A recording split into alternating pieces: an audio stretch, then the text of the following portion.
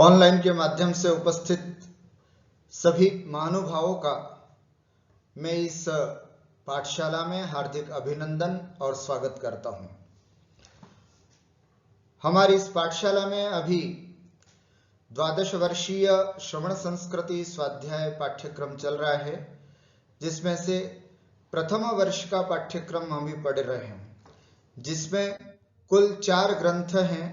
श्रवण संस्कृति सिद्धांत प्रवेशिका भाग 1, भाग 2, भाग 3 और छठाला, जिसमें से श्रवण संस्कृति सिद्धांत प्रवेशिका भाग 1 का स्वाध्याय हमने पिछले स्वाध्यायों में कर लिया है।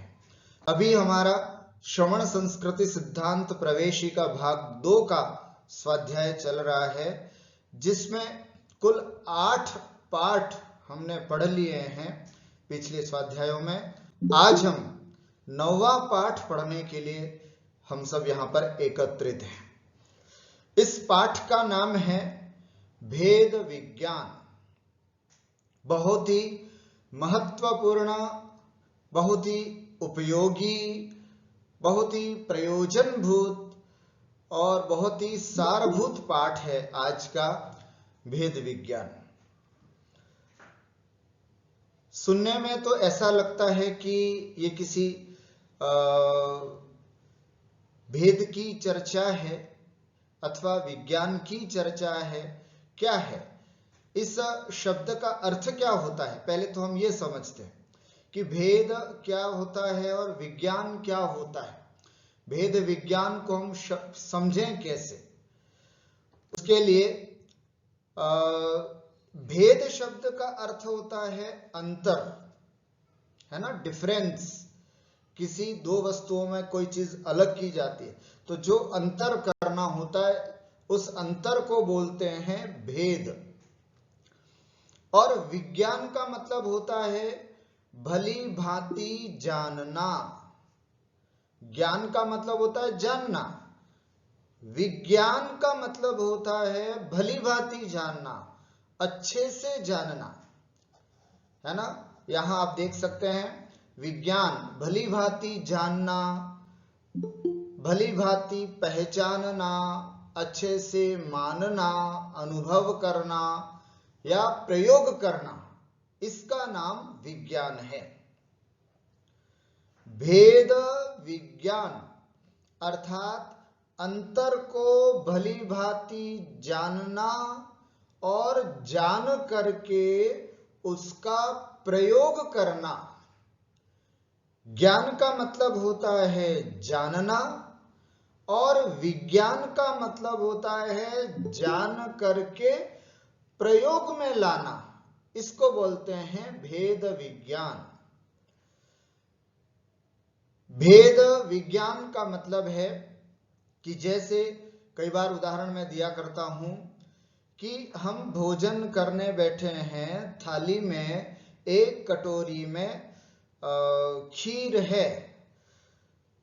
अब किसी ने हमको कह दिया कि यह खीर अभक्ष्य हो गई, तो जैसे ही किसी ने हमको कहा कि यह खीर अभक्ष्य हो गई, तत्काल हमने उसको थाली से निकाल दिया, बाहर कर दिया उस कटोरी को।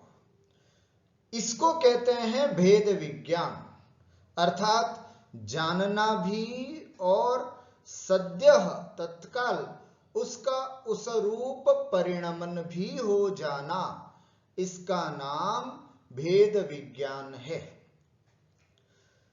ठीक है, और भी बात समझते हैं। भेद विज्ञान दो चीजों में अंतर पहचानना, इसका नाम भेद विज्ञान। कोई भी दो चीजें हैं, एक ये है और एक ये है, इन दोनों में क्या अंतर है, कौन सी चीज मेरे लिए सही है, कौन सी चीज मेरे लिए सही नहीं है, इस तरह का विशेष जो पहचान होती है उसको भेद विज्ञान कहते हैं। और उसमें साथ में पहचान कर जो हेय है, छोड़ने योग्य है, उसको छोड़ना, और जो उपादेय है, ग्रहण करने योग्य है उसे ग्रहण करना, इसका नाम भेद विज्ञान है। समझ में आ गई?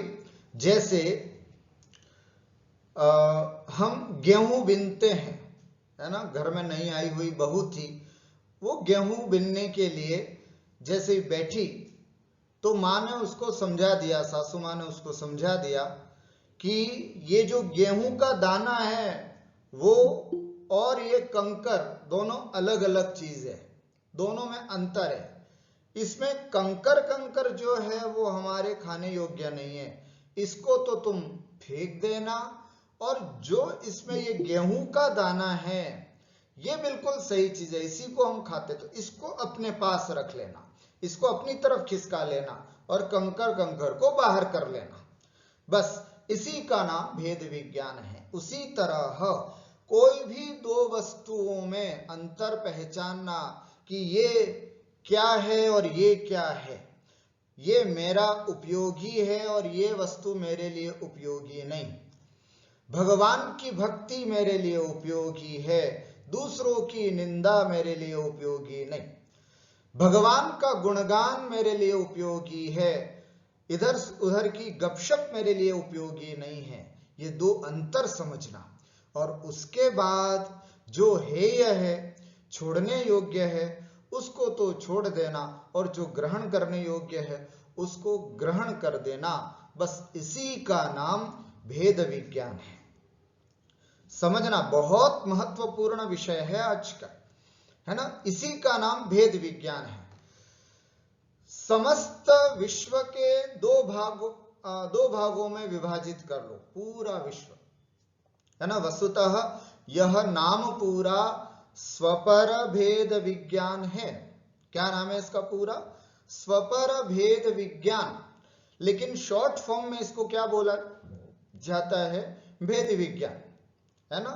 स्वपर भेद विज्ञान का मतलब हुआ स्व माने मैं और पर माने कोई दूसरा, मेरे में और दूसरे में जो अंतर है दोनों का स्वरूप जानना, और जो उपादेय है ग्रहण करने योग्य है वो मैं हूं, और जो हेय है छोड़ने योग्य है वो और अन्य तत्व है।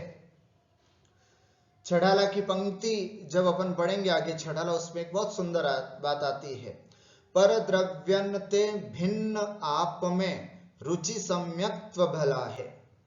अर्थात पर द्रव्यों से भिन्न आप में आत्मा का रुचि माने श्रद्धान होना, बस इसी का नाम निश्चय सम्यक दर्शन है। अर्थात बाकी सब द्रव्य पर हैं और मैं जीव तत्व भिन्न हूं, इस बात को पहचानना, इसी का नाम स्वपर भेद विज्ञान है। आज हम जो समझ रहे हैं ये स्वपर भेद विज्ञान ही समझना है, और इसके साथ भी बहुत सारी बातें, भेद विज्ञान में और भी बातें हैं, और साथ में स्वपर भेद विज्ञान को भी जानना है। क्यों जानना है? और उसके अलावा स्व के भी हम बहुत दो भेद करेंगे, स्वभाव और विभाव। इन सब बातों को आगे देखेंगे। प्रश्न उठता है, इसको पढ़ने से पहले आज का पाठ हम प्रारंभ करें उससे पहले एक बात और जान लें कि आखिर इस भेद विज्ञान को हम क्यों पढ़ रहे हैं, हम भेद विज्ञान को क्यों पढ़ने जा रहे हैं, आज इसकी क्या उपयोगिता है। एक बहुत सुंदर सा श्लोक शास्त्रों में आता है, भेद विज्ञानतः सिद्धा सिद्धा ये किल केचन अस्यैवा भावतो बद्धा बद्धा ये किल केचन। अर्थात भेद विज्ञान से ही आज तक जितने भी सिद्ध हुए हैं, जितने भी भगवान बने हैं, उन सब के पीछे अगर कोई मूल तत्व है, मूल तत्व, तो वो है भेद विज्ञान। भेद विज्ञानतः सिद्धा, अर्थात आज तक जितने भी सिद्ध बने हैं, ये किल केचन, केचन ये सिद्धा, अर्थात जो कुछ भी आज तक सिद्ध हुए हैं वो किससे हुए हैं? भेद विज्ञानतः, भेद विज्ञान से। भेद विज्ञान होता है तो सम्यक्त्व होता है, सम्यक्त्व होता है तो सम्यक ज्ञान होता है, सम्यक दर्शन और सम्यक ज्ञान होने से सम्यक चारित्र होता है, और इस पर आरूढ़ होकर के जीव मोक्ष मार्ग पर चलता है, और मार्ग पर चलता है तो एक न एक दिन मोक्ष को प्राप्त करता है। यही सिद्धावस्था है। शुरुआत कहां से हुई? भेद विज्ञान से। शुरुआत कहां से हुई? भेद विज्ञान से। अर्थात सम्यक दर्शन, सम्यक ज्ञान और सम्यक चारित्र, इन तीनों में सबसे प्रमुख है सम्यक दर्शन, और सम्यक दर्शन की प्राप्ति भी अगर किसी से होती है तो वो होती है भेद विज्ञान से। तो इसलिए यहां पर कहा है भेद विज्ञानतः सिद्धा, सिद्धा ये किल केचन अस्यैवा भावतो बद्धाः, और अस्य एव अभावतः, और इसी भेद विज्ञान के अभाव से बद्धाः ये किल केचन बद्धाः, जो कोई भी आज तक बंधे हुए हैं, जो कोई आज तक संसार में भटक रहे हैं, उन सब के पीछे अगर कोई कारण है तो वो है अस्यैव अभाव, इसी भेद विज्ञान का अभाव। भेद विज्ञान के होने से जीव सिद्ध हुए हैं, और आज तक जो संसार में भटक रहे हैं उनका सबसे बड़ा कारण है भेद विज्ञान का अभाव। हम सबको सिद्ध बनना है, हम सबको भगवान बनना है। शायद इसी भावना से इस श्रवण संस्कृत सिद्धांत प्रवेशिका में यह पाठ रखा है भेद विज्ञान का, कि इसको हम जानें, समझें और अपने स्वरूप को पहचान करके इसको अपने जीवन में, अपनी परिणति में उतारें। एक इष्टोपदेश में भी बहुत सुंदर बात कही है, जीवोन्यः पुद्गलश्चान्यः इत्यसौ तत्व संग्रह यदन्यदुच्यते किंचित सोस्तु तस्यैव विस्तरः। कितनी बड़ी बात है ना। इसकी बात और आगे हम स्पष्ट करेंगे। जीवोन्यः, जीव भिन्न है और पुद्गल भिन्न है। जीव भिन्न है और पुद्गल भिन्न है, बस इत्यसौ तत्व संग्रह, यही पूरे तत्वों का सार है। अभी तक का जितना जिनवाणी विस्तार है उस समस्त जिनवाणी शास्त्र का अगर कोई सारभूत चीज है तो वो है भेद विज्ञान। और भेद विज्ञान में हमने क्या जाना? गेहूं गेहूं अलग है, कंकर कंकर अलग है, दूध दूध अलग है, पानी पानी अलग है। इस तरह से जो भेद ज्ञान होता है, भेद विज्ञान होता है, यही सार है। यदन्यदुच्यते किंचित सोस्तु तस्यैव विस्तरः। अर्थात इसके अलावा जिनवाणी में जो कुछ भी कहा जा रहा है वो सब कुछ बस इसी का विस्तार है। मतलब इसी चीज को पुष्ट करने के लिए, इसी चीज को और अच्छे से समझने के लिए और सब विस्तार किया जा रहा है।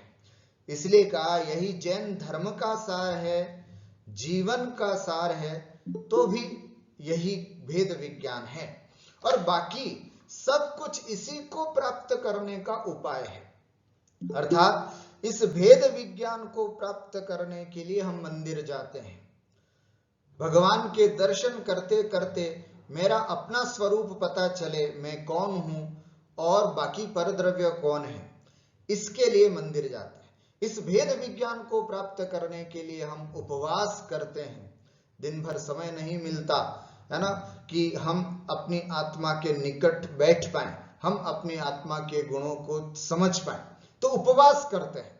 उपवास में खाना पीना कुछ भी नहीं होता, बस केवल आत्मचिंतन है ना, केवल भक्ति, पूजा, जाप, सामायिक, बस इसी कामों में हम अपना मन लगाते हैं। बस इसी का नाम उपवास है। लेकिन आजकल उपवास में जो करने योग्य काम है वो तो होता नहीं, बाकी सब हम करते हैं, जो कि ठीक नहीं।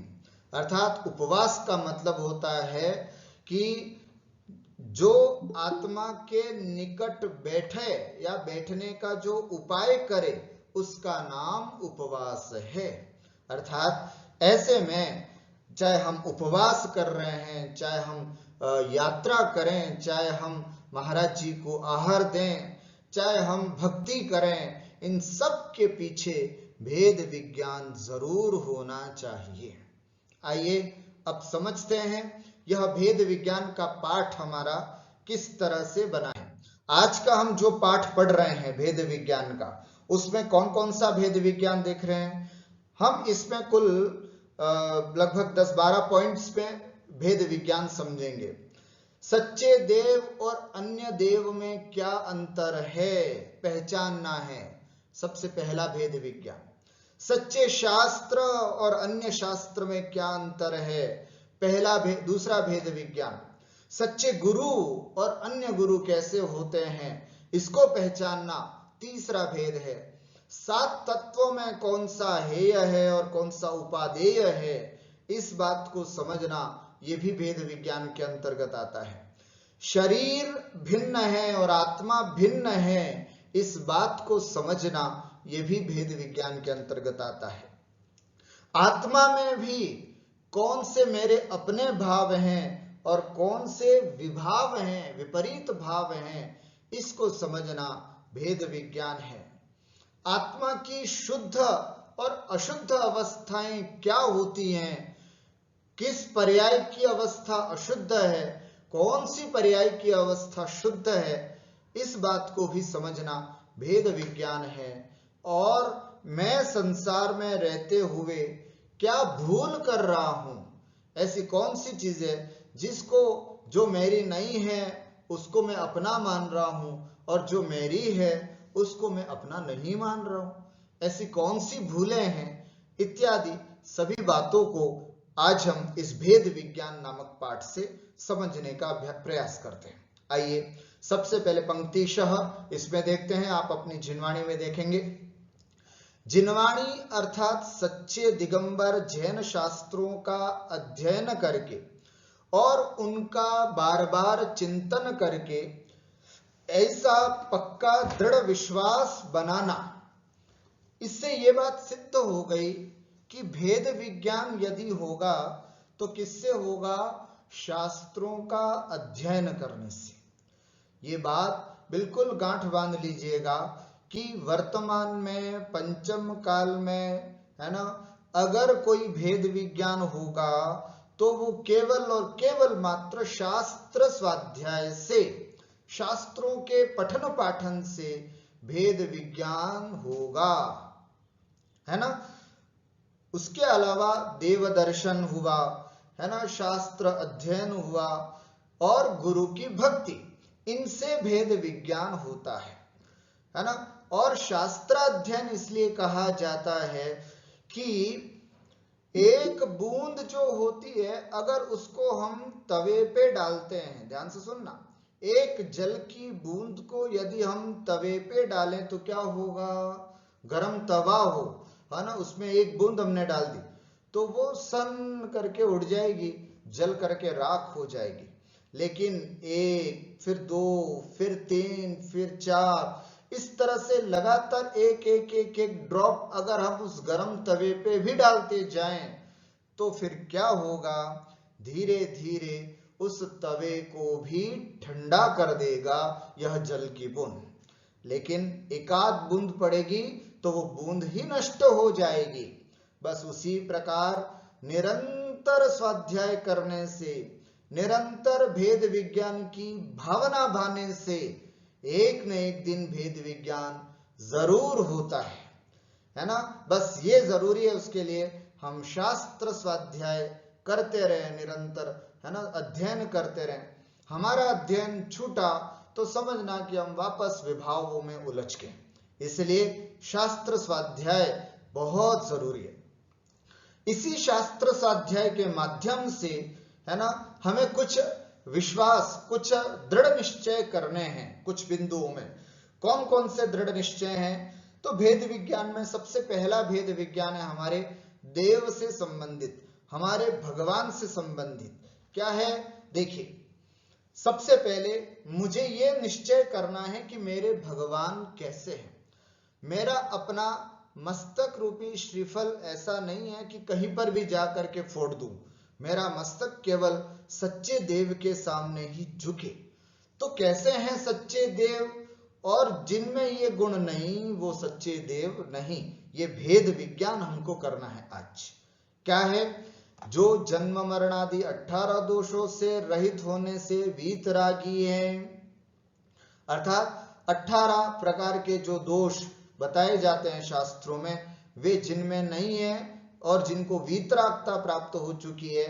पहला, समस्त द्रव्यों की अनंत पर्यायों को जानने से सर्वज्ञ हैं। दूसरा गुण, और सच्चे आत्म कल्याण का उपदेश देने वाले होने से हितोपदेशी। ऐसे 3 गुणों से सहित जो अरिहंत भगवान हैं वे ही सच्चे देव हैं। इसके अलावा अन्य कोई सच्चा देव नहीं है। ये भेद विज्ञान एक सम्यक दृष्टि को जरूर होना चाहिए। कई लोग पूछते हैं कि साहब सम्यक दर्शन कैसे प्राप्त करें, हमें सम्यक दर्शन कैसे हो सकता है।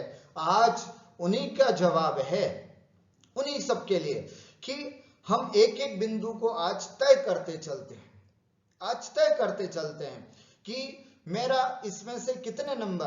पहला पॉइंट है, अपने आप को इस पर आंकें कि क्या सच्चे देव को अलावा, सच्चे देव के अलावा किसी और को भी मानने की इच्छा होती है क्या? थोड़ा सा चमत्कार किसी इधर उधर के भगवानों में दिख जाए तो क्या मन डिगता है आज भी? अगर मन डिगता है तो रोकिएगा और ये दृढ़ विश्वास कर लीजिएगा कि जो वीतरागी, सर्वज्ञ और हितोपदेशी नहीं है वो सच्चे देव 3 काल में नहीं हो सकते और मेरा मस्तक उनको नहीं झुकेगा।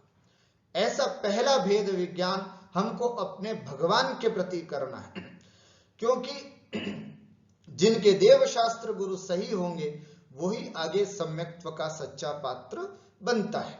तो इसलिए यदि हम अभी तक किसी भी छोटी मोटी बीमारियों में फंस करके, किसी छोटी मोटी रोग आदि में, धन संपदा की लालच में पड़ करके, है ना, और सांसारिक वांछन, है ना, सांसारिक इच्छाओं में पड़ करके यदि हम किसी के भी दरवाजे पे जा करके, अन्य देवी देवताओं के दरवाजों पर जाकर के अपना माथा टेकते हैं, तो उन सबको आज सावधान हो जाना चाहिए कि नहीं, सच्चे देव के अलावा मेरा यह भव तो बस केवल सच्चे देव के अलावा किसी के आगे नहीं झुकेगा।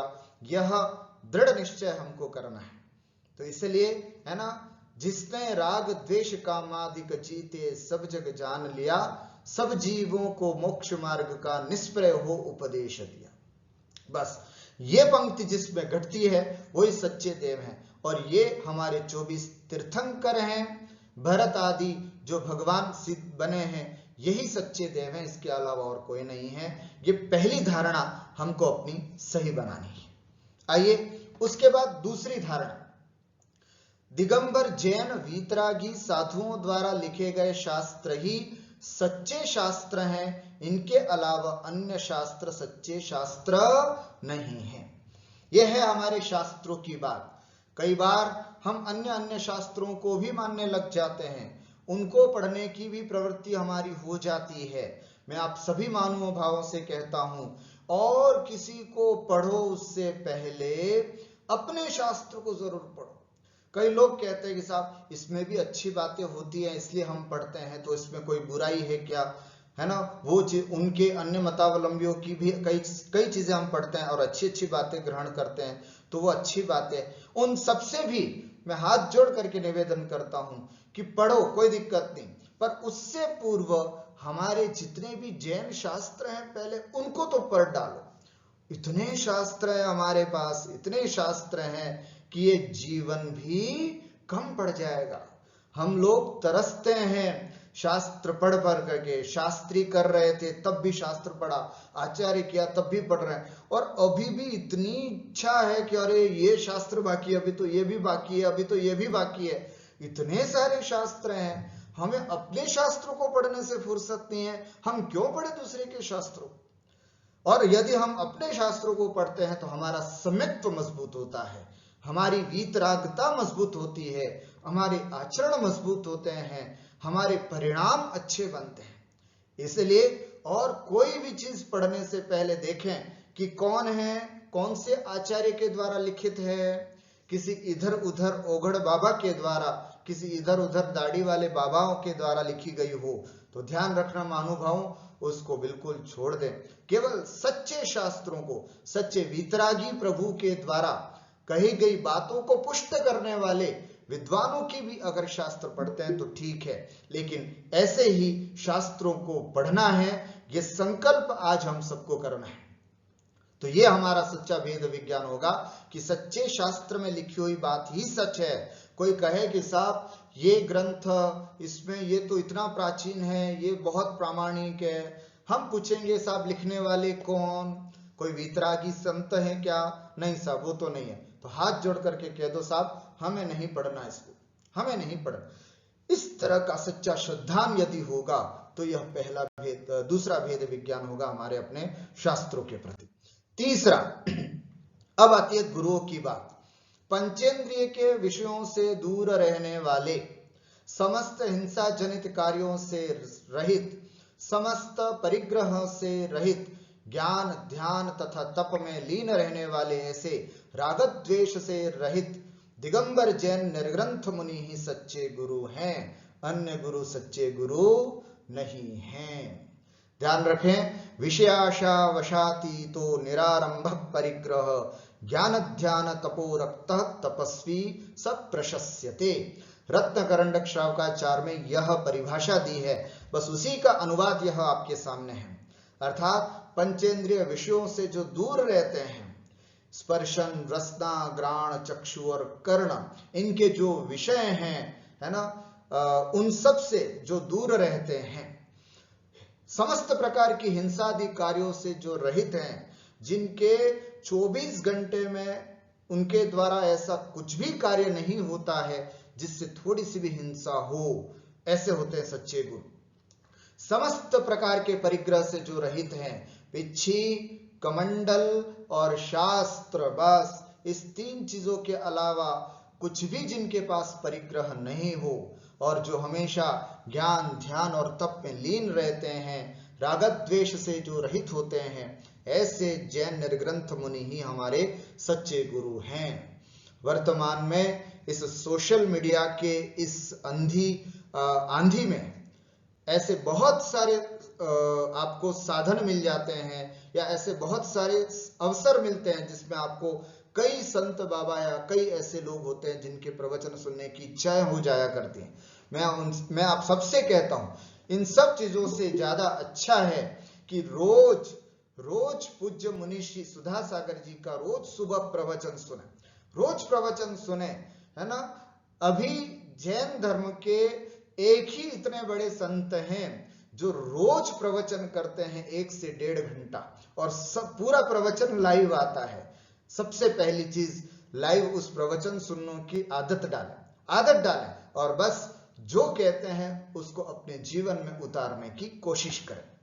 और भी जिन वीतरागी संतों के अच्छे लगते हैं अपने को प्रवचन, ऐसे मुनिराजों के प्रवचन सुने और उनको जीवन में उतारने की कोशिश करें।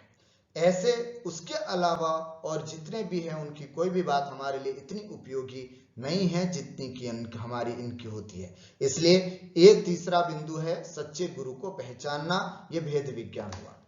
चौथा बिंदु है, अब हम तत्वों में से कौन सा तत्व हेय है, कौन सा तत्व उपादेय है, इस बात को समझते हैं। बिंदु चौथा, आश्रव और बंध का सच्चा स्वरूप जानकर ये तो हेय हैं, तथा संवर और निर्जरा का स्वरूप जानकर ये उपादेय हैं, तथा कर्म सरहित आत्मा का जो स्वरूप है वह मेरी आत्मा का सच्चा स्वरूप है। पिछले स्वाध्याय में हमने 7 तत्वों की चर्चा आपसे की थी, है ना। जीव, अजीव, आश्रव, बंध, संवर, निर्जरा और मोक्ष, जिसमें से जीव और अजीव तत्व ज्ञेय है, जानने योग्य है। इन दोनों को जानेंगे तभी तो हम समझेंगे कि जीव को हमें रखना है, अजीव को छोड़ना है। तो जीव और अजीव ज्ञेय हैं, जानने योग्य हैं। आश्रव और बंध, कर्मों का आना आश्रव और कर्मों का आत्म प्रदेशों के साथ एक में खो जाना बंध। ये आश्रव और बंध का सच्चा स्वरूप जान करके ये तो हेय है ना, अर्थात आश्रव नहीं होना चाहिए।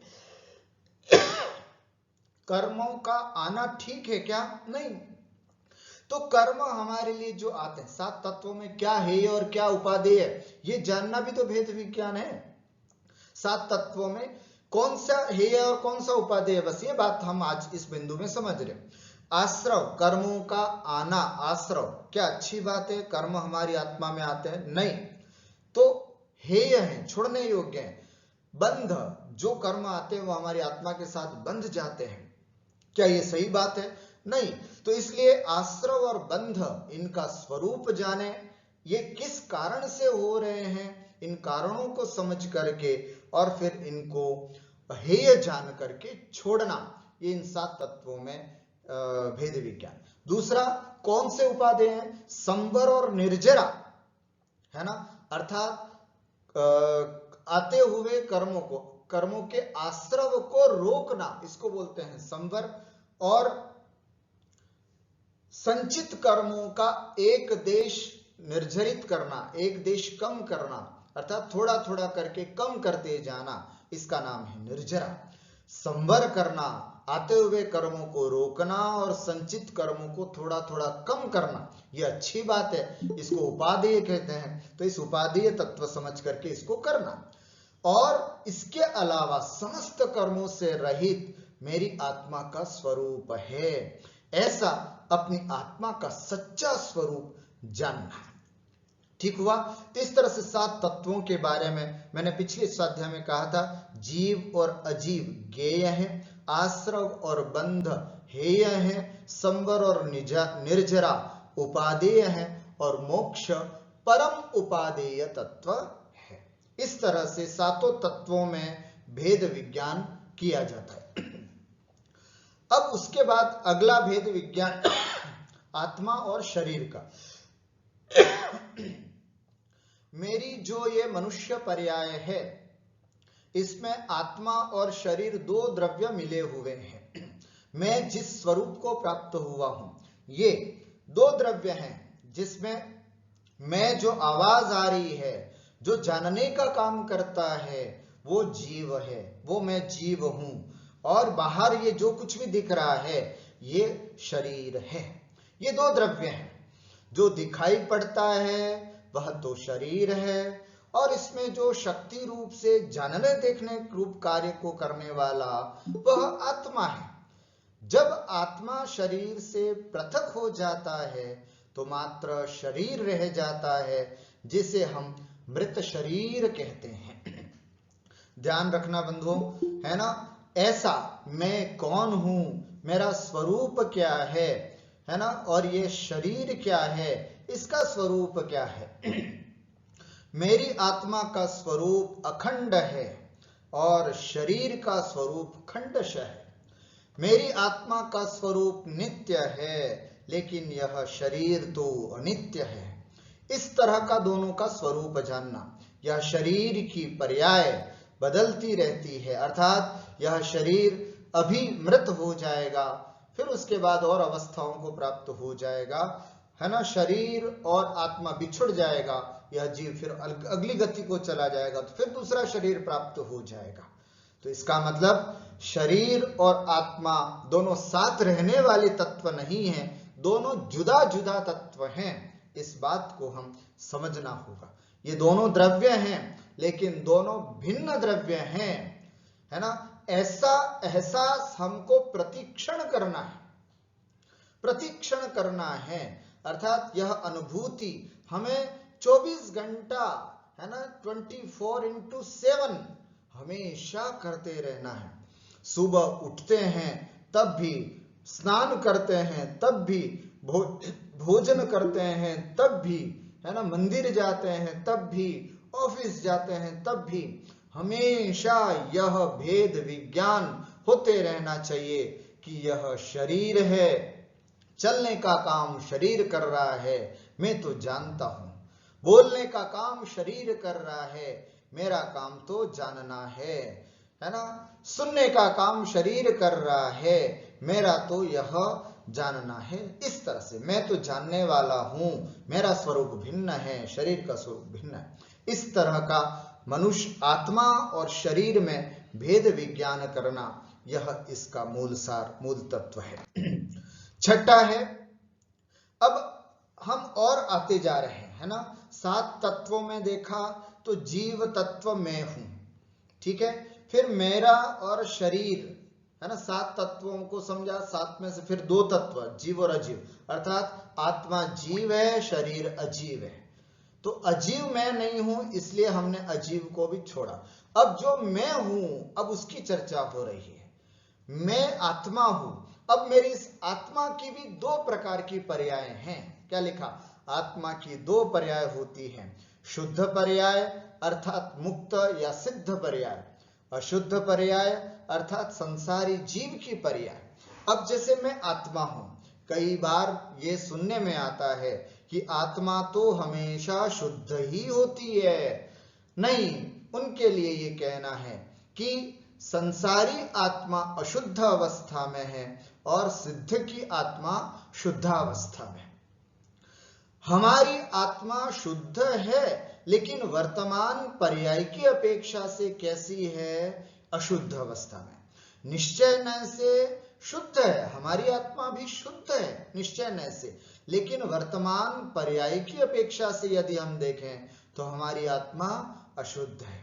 यदि हम अपनी आत्मा को अशुद्ध नहीं जानेंगे तो उसको शुद्ध करने का प्रयास भला कैसे करेंगे?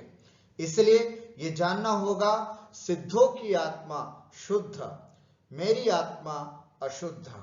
मेरी आत्मा भी स्वभाव से शुद्ध है, लेकिन वर्तमान पर्याय की अपेक्षा से अशुद्ध है। यदि मैं भी प्रयास करूं, पुरुषार्थ करूं, तो अपनी आत्मा को सिद्धों की आत्मा के समान पवित्र बना सकता हूं।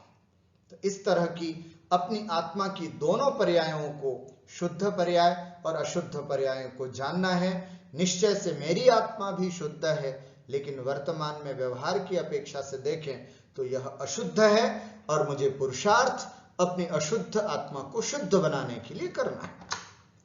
7वां, देखो उसी बात को कहा, मेरी वर्तमान मनुष्य पर्याय अशुद्ध पर्याय है। मेरी आत्मा द्रव्य कर्म, भाव कर्म और नो कर्म लगे होने से अशुद्ध है। अगर मेरी आत्मा अशुद्ध है तो यह अशुद्ध क्यों है?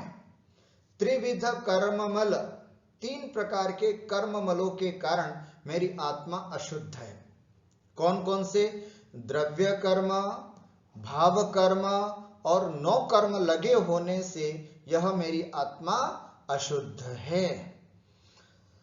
आत्मा के साथ जो पुद्गल कर्म चिपके हुए हैं वे तो होते हैं द्रव्य कर्म, अर्थात ज्ञानावरण, दर्शनावरण, वेदनीय, मोहनी, आयु, नाम, गोत्र, अंतरा, ये ज्ञानावरणादि जो 8 कर्म जो पुद्गल कर्म के रूप में, पुद्गल कर्मण वर्गणाओं के रूप में जो हैं, है ना, कर्मण वर्गणा जो कर्म रूप परिवर्तित होकर के आत्मा के साथ चिपकी हुई हैं, वे तो कहलाती हैं द्रव्य कर्म। क्या कहते हैं उसको हम? द्रव्य कर्म। और आत्मा में जो राग, द्वेष, क्रोध आदि विकार परिणाम होते हैं वे कहलाते हैं भाव कर्म, अर्थात द्रव्य कर्मों की वजह से भाव कर्म बनते हैं। अर्थात ज्ञानावरणादि 8 कर्मों के आने से जब वो चिपक जाते हैं और फिर जब उनका उदय आता है तो आत्मा राग करती है, द्वेष करती है, मोह करती है। तो ये जो आत्मा के, है ना, राग, द्वेष, मोह रूप परिणाम होते हैं, इसको हम कहते हैं भाव कर्म। और बाकी सब, ये शरीर, ये मकान, मेरी गाड़ी, मोबाइल, कंप्यूटर, ये सब क्या है? नो कर्म। ठीक है, मेरी आत्मा इनकी वजह से अशुद्ध है। 3 वजह से अशुद्ध है, द्रव्य कर्म, ज्ञानावरण आदि। राग द्वेष मोह आदि भाव कर्म और बाकी ये जितने भी शरीर आदि 9 कर्म हैं, इन सभी की वजह से मेरी आत्मा अशुद्ध हुई पड़ी है। मैं आत्मा स्वभाव से तो सिद्ध भगवान जैसा अनंत ज्ञान दर्शन शक्ति वाला द्रव्य हूं, लेकिन वर्तमान संसारी पर्याय में उपरोक्त 3 कर्मों से सहित होता हुआ संसार में भटक रहा हूं। यद्यपि मेरा स्वरूप सिद्धों के समान बिल्कुल शुद्ध है, लेकिन इन 3 कर्मों ने, है ना, द्रव्य कर्म, भाव कर्म और 9 कर्मों की वजह से मैं संसार में भटक रहा हूं, मेरी आत्मा भी संसार में वर्जित हो रही है। तो इसलिए मुझे क्या करना है, अपनी भूल को सुधारना है। क्या कह रहे हैं आगे, यद्यपि मैं जानने देखने अर्थात चेतना वाला जीव द्रव्य हूं, फिर भी अज्ञानवश अपने स्वरूप को न पहचान कर जिस शरीर को प्राप्त हो करता हूं, उसी को अपना स्वरूप मान लेता हूं। यह मेरी महान भूल है और इसी से मैं संसार में भटकता हूं। किसी स्त्री से पूछा जाए कि तुम कौन, तो वो कहती है मैं स्त्री हूं। किसी पुरुष से पूछा जाए कि तुम कौन, तो वो कहता है मैं पुरुष हूं। किसी बच्चे से पूछा जाए कि तुम कौन, तो वो कहता है मैं बच्चा हूं। किसी हाथी से पूछा जाए कि तुम कौन, तो वो कहता है मैं हाथी हूं। अरे भाई, ये जो मैं कहने वाला वो कौन है? वो जीव द्रव्य, वो आत्म द्रव्य है। ये जो अलग अलग शरीर प्राप्त हुए हैं वो तो क्षणिक है, परंतु यह जीव की क्या भूल है कि अज्ञान अवस्था में जिस शरीर को प्राप्त होता है ना, वो अपने आप को वैसा ही मानने लग जाता है। कितनी बड़ी विडंबना है। जैसी अवस्था प्राप्त होती है उसको, वो वैसा ही अपने आप को समझने लग जाता है। वस्तुतः मैं वैसा हूं नहीं। मैं, है ना, मैं बालक नहीं, मैं युवा नहीं, मैं वृद्ध नहीं। कई लोग कहते हैं मैं वृद्ध हो गया, आत्मा वृद्ध नहीं होती। कई लोग कहते हैं मैं काला हूं, मैं गोरा हूं। अरे भाई, आत्मा काली और गोरी कभी होती नहीं। कोई कहता है कि मैं रोगी हूं, है ना, मैं बीमार हूं। आत्मा कभी रोगी और बीमार होती नहीं। इस तरह से ये सब हमारी भूल है ना। आज इस भेद विज्ञान के पाठ से हमें अपनी भूल को सुधारना है। ये जो भी सब बातें हैं, ये सब शरीर से संबंधित हैं। शरीर को कुछ होता है तो हम अपने आप पर लगा देते कि ये मुझे हुआ है। वस्तुतः वो मुझे नहीं, मेरे शरीर को होता है। इस तरह से अपने में शरीर से अपना स्वरूप बिल्कुल भिन्न मानना, यह भी भेद विज्ञान होता है। कर्म के फल स्वरूप मुझे जो सुख दुख रूप जो भी अच्छी या बुरी वस्तुओं का संयोग प्राप्त होता है, कर्म फल चेतना की बात बताई जा रही है। अर्थात कर्मों के फल स्वरूप, है ना, मुझे जो भी सुख या दुख या अच्छी या बुरी वस्तुओं का संयोग प्राप्त होता है, मैं उन पर, है ना, मैं अनुरूप होकर अपने को सुखी और दुखी मानने लग जाता हूं, जबकि मेरा स्वभाव तो अनंत सुख वाला है। और इसी भूल के कारण मैं भटक रहा हूं, है ना। मान लीजिए थोड़ा सा टेम्परेचर बढ़ता है तो मैं कहने लग जाता हूं कि मां, मैं बुखार आ गया, मुझे बुखार आ गया, मैं दुखी हो गया। अरे भाई, मैं क्या कभी दुखी और सुखी हो सकता हूं? है ना, मेरा स्वरूप तो अनंत सुख स्वरूप वाला है। ऐसा स्वरूप, है ना, अपने स्वरूप को जानना है। इसी तरह से, है ना, जितने भी इष्ट अनिष्ट संयोग प्राप्त होते हैं, है ना, इन संयोग वियोग को प्राप्त होने पर अपने आप को दुखी और सुखी करने लग जाते हैं। कोई नुकसान हो जाता है तो हम समझते हो वो मेरा नुकसान हो गया। कोई चीज प्राप्त हो जाती है तो हमें लगता है कि वो मुझे प्राप्त हुआ। वस्तुतः आत्मा को न तो कुछ, आत्मा के गुणों में कभी न तो कुछ नुकसान होते हैं, ऐसा नहीं कि कुछ गुण कम हो गए या कुछ गुण एक्स्ट्रा आ गए, ऐसा कभी नहीं होता। ऐसी अपनी आत्म स्वरूप के प्रति अगर हमारी दृष्टि होगी तो हम कभी भी दुख का अनुभव संसार में नहीं करते। मैंने अपने को दूसरे का सुख दुख देने वाला मान रखा है। ओहो, कितनी बड़ी भूल है। मैं ये समझता हूं कि परिवार मेरी वजह से चल रहा है, बच्चों को मैं पाल रहा हूं। अरे भाई, मैं नहीं होता तो तुम लोग सब सड़क पे आ जाते, ऐसे कई बार बोलते हैं हम, है ना, ये मैं तुम लोगों को ये दे रहा हूं, इस तरह से, है ना, मैं बच्चों को पढ़ा रहा हूं, मैं बच्चों का विवाह करा रहा हूं, इस तरह के हम कई बार अभिमान परक उक्तियां, वचन बोल देते हैं अपने परिवारों में, है ना, भाई भाइयों में झगड़े हो जाते हैं, दरारें पड़ जाती हैं। इन सब का कारण है कि अगर कोई करता है और फिर अपने आप पे ये ढाल लेता है कि मैंने किया ये सब, तो फिर दुख का कारण है। हर व्यक्ति अपने कर्मों के हिसाब से अपने सुख दुख की व्यवस्था करके आता है। हर बच्चा जिसका भी जन्म होता है वो अपना लेखा लिखवा करके आता है कि साहब इसको जीवन में क्या क्या प्राप्त होगा और क्या नहीं। हम कौन होते हैं किसी को कुछ देने वाले। इसलिए यहाँ पर इस बात को समझना कि मैंने अपने को दूसरे का सुख दुख देने वाला मान रखा है। अगर हम परिवार में काम करते हुए ये समझते हैं कि मैं हूं और ये परिवार चल रहा है, तो ये हमारी सबसे बड़ी भूल है, सबसे बड़ी भूल है। जबकि ऐसा नहीं, हर व्यक्ति अपने कर्मों से चलता है और उसी से कार्य होता है। दूसरे को सुख दुख वास्तव में उसके अपने कर्मों के उदयानुसार प्राप्त होते हैं, उदयानुसार होता है, परंतु मैं अपने अज्ञान से अपने को अन्य के सुख दुख का कर्ता मानता हूं। ओहो, मैं समझता हूं कि मैं इसके सुख को करने वाला हूं, मैं इसको दुखी बना देने वाला हूं। महानुभाव, यह मेरी महान भूल है। इसी भूल के कारण संसार में मैं आज तक भटक रहा हूं। उसके बाद संसार का कोई भी पदार्थ अच्छा या बुरा नहीं है। ध्यान रखना, हम हमेशा रागद्वेष करने लग जाते हैं कि ये वस्तु तो बहुत अच्छी है, ये वस्तु ठीक नहीं है, ये मकान तो बहुत अच्छा है, ये मकान थोड़ा अच्छा नहीं है, अरे ये वाली कार तो क्या आई है मार्केट में, बहुत सुंदर है, अरे ये कार तो अब बस मॉडल खराब हो गया, ये मोबाइल बहुत अच्छा है, ये मोबाइल बहुत बुरा है। एक सम्यक दृष्टि जीव संसार के अलग अलग पदार्थों को देख करके उसमें अच्छे और बुरे की कल्पना नहीं करता।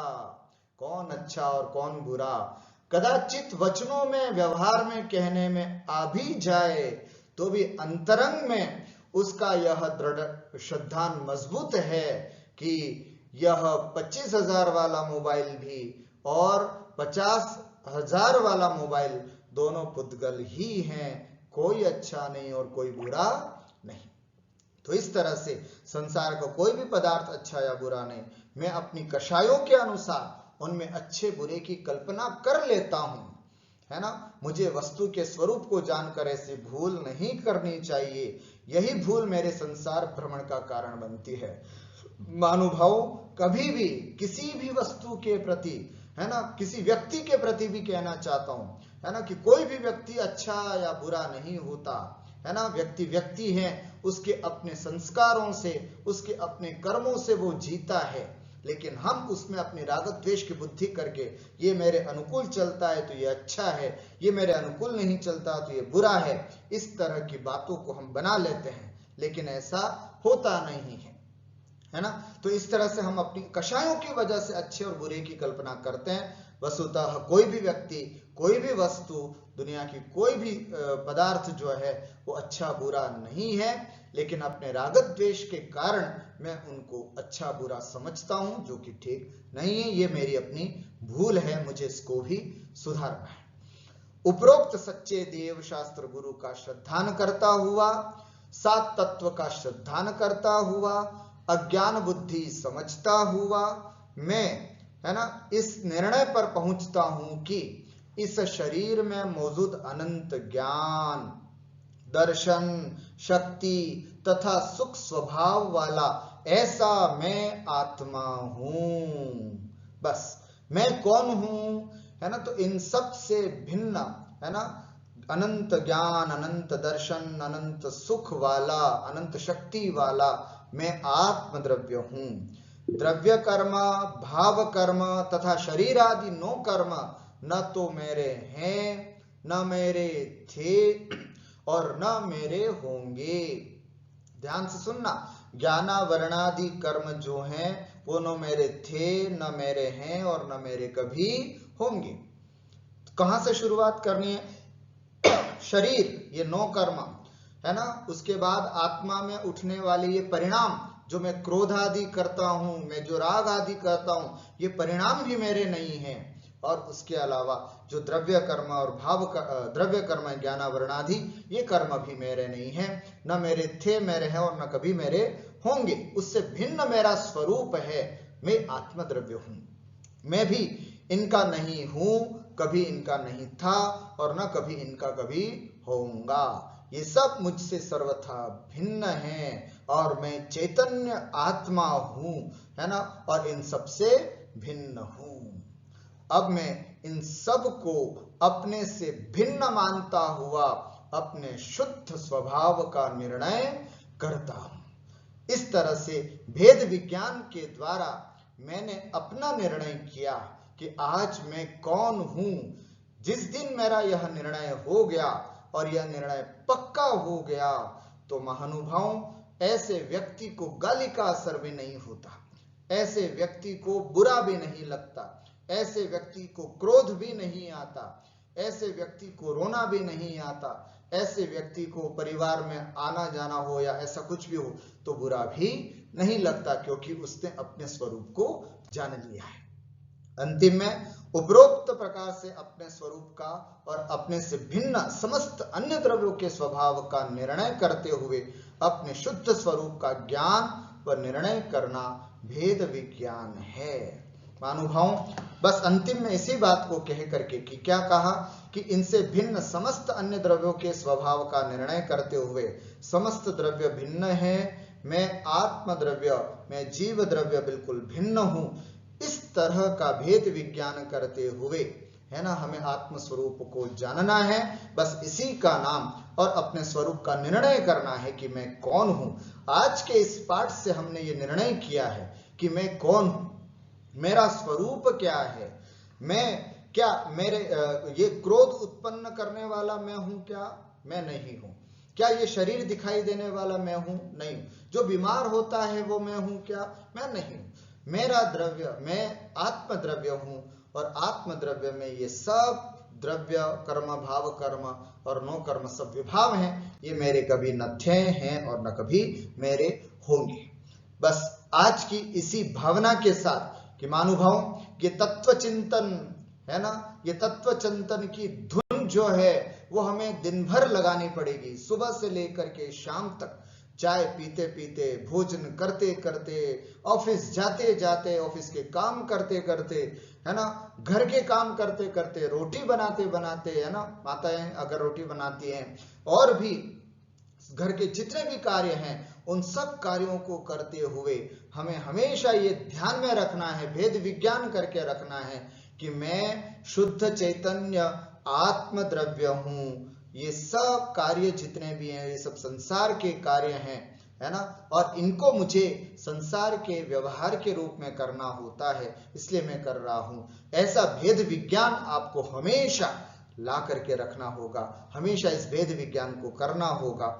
जैसे एक पहले उदाहरण मैंने आपको बताया था कि जैसे एक धोबी है ना, धोबी होता है, धोबी के घर से कोई व्यक्ति अपनी चद्दर लेकर के आया है और हड़बड़ाहट में जल्दी से चद्दर लेकर के आ गया। जब ला करके चद्दर ला करके वो सो गया चद्दर तान करके, तो फिर 1-2 घंटे के बाद धोबी आता है और उसको उठा करके कहता है कि अरे भाई, ये चद्दर तू गलती से ले आया, ये चद्दर तुम्हारी नहीं है, ये तो किसी दूसरे व्यक्ति की है, तो इसको देना होगा। अब व्यक्ति कहता है कि अभी तुम चले जाओ, मैं सुबह आऊंगा तब तुमको दे जाऊंगा। चद्दर अभी भी उस व्यक्ति ने ओढ़ रखी है, लेकिन अंतर क्या है, पहले ओढ़ करके सोया था तो उसको अपनी मान करके सो करके ओढ़ करके सोया था, और अब 2 घंटे के बाद अभी भी सो रहा है, लेकिन अब वो अपनी मान करके नहीं सो रहा है। उसको ये पता है कि ये मेरी नहीं है, मुझे इसको वापस देना है। बस यही बात आप सबसे कहना हूं कि अभी तक मान लीजिए कि इस शरीर को हम अपना मानते आ रहे थे, कोई बात नहीं, लेकिन आज से ये भेद विज्ञान हो जाना चाहिए कि ये शरीर मेरा नहीं है, अमानत है, इसको छोड़ करके मुझे भी जाना है, एक न एक दिन अपने आत्म स्वरूप में लीन होना है। ऐसी मंगल भावना के साथ कि हम सब इस भेद विज्ञान को प्राप्त करें, सम्यक्त्व को प्राप्त करें, मोक्ष मार्ग पर आरूढ़ हो और उस सिद्धावस्था को एक न एक दिन प्राप्त करें। इसी मंगल भावना के साथ मैं अपनी बात को विराम देता हूं। बोले द्वादशांग चिन्वाणी माता की जय।